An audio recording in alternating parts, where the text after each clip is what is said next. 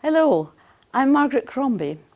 I've researched into the field of language learning and dyslexia and written on the subject in a number of journals and books. In this talk, we're going to look at the role of information technology, IT, in supporting learners with dyslexia who are learning English as an additional language, or those who are dyslexic and are learning another language, any language. The principles and techniques can be used to support language learning generally. Firstly, I'd like you to think about what IT involves. When we think about IT, we're thinking about computers, the internet, various devices such as interactive whiteboards, tablets, phones, all sorts of digital communication devices. We're thinking too about software, computer programs, and we're thinking about digital technology on the move. Apps, applications that can do a whole variety of different jobs. Most of all, we're thinking about communication, and that's what we learn another language for. I'd also like you to think about dyslexia. And you might say to yourself, dyslexia makes language learning difficult because of the difficulties that learners have in their first language. Difficulties with phonology and understanding the sound system of languages. Difficulties with memory. Difficulties with auditory and visual perception. Sometimes sequencing difficulties. Sometimes oral or speech difficulties. And reading fluently in their native language. And yes, true, language learning may not always be easy, but there are ways in which we can make it easier for those with dyslexia to cope and hopefully succeed in learning another language, and information technology can help. A lot will of course depend on what you have available, but if you and the learner have some hardware, and there is a lot you can do and it's worth doing. IT is generally popular with pupils and can be a source of motivation for pupils who are struggling. It can also help teachers find ways to help individuals in a busy classroom situation, as tasks can be individualized to the needs of individual pupils or groups. It's important to start with what the learner with dyslexia requires and think about the principles of teaching and learning when we apply these to language learning and dyslexia. Though there are no two people who are exactly the same, there are some principles that you can apply. You'll know the term multisensory and what it means, but how can we apply this to language learning and IT?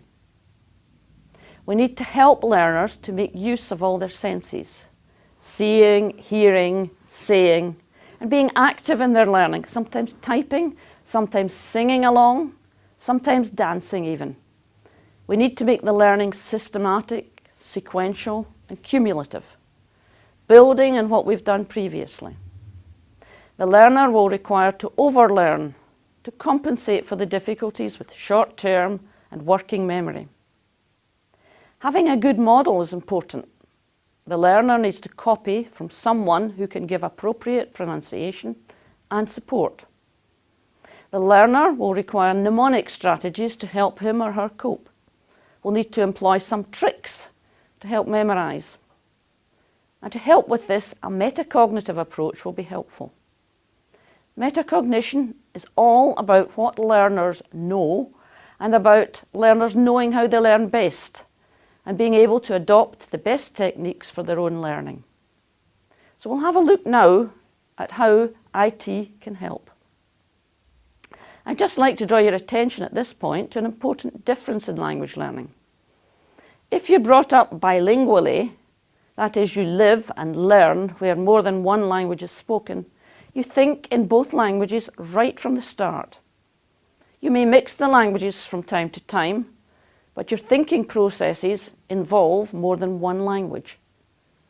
On the other hand, if you start to learn another language when you're at school, or when you're older, you think in your home language and go through a process of translating into the new language, whether you think about this consciously or not. That process goes on for a while, and can slow down the learning of the new language. If you keep on learning successfully, you'll get to a stage where you can think in both languages, but that won't be at the start. So sometimes it's important to slow down the language model to allow for the extra time that the person with dyslexia will need. If you're thinking about language learning software, consider your learner and if they will need to have the language slowed down for a time. You can always speed up the language production to a natural speech speed just as soon as your learner is ready. There are computer programs that can do this. You also need to ensure that learners have time to respond before moving on. So choose your programs carefully and think about the learner's processing speed. To help with the sounds, sometimes unfamiliar sounds in the new language, we need a structured approach where the student sees the letter or letter combinations that make up the sounds and words that are being spoken. They need to learn to associate letter patterns with sounds and need to see these on screen. Pace the learning and ensure you don't give too much too soon. The learner will need lots of reinforcement, and that's where computers come into their own. They never run out of patience.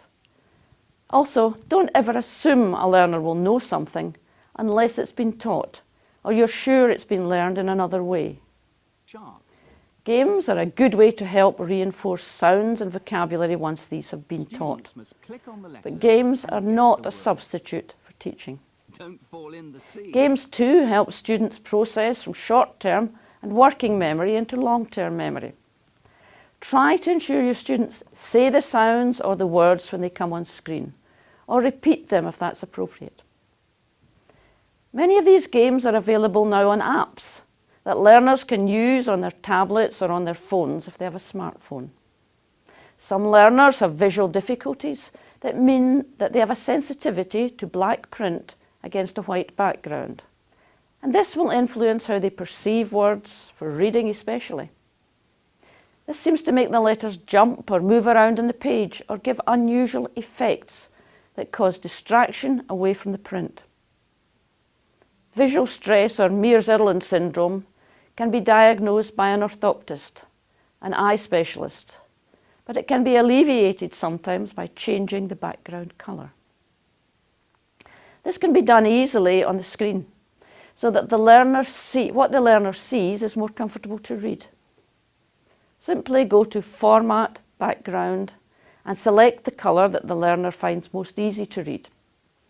To build up oral skills and fluency, there is no substitute for hearing, seeing and using the language. There are many ways in which information technology can help here. There are films and podcasts available to suit students of all levels.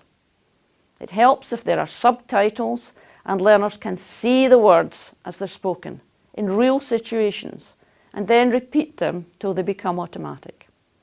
Students can listen to these films again and again until they're able to remember the phrases they're working with. I'm relaxing on the beach.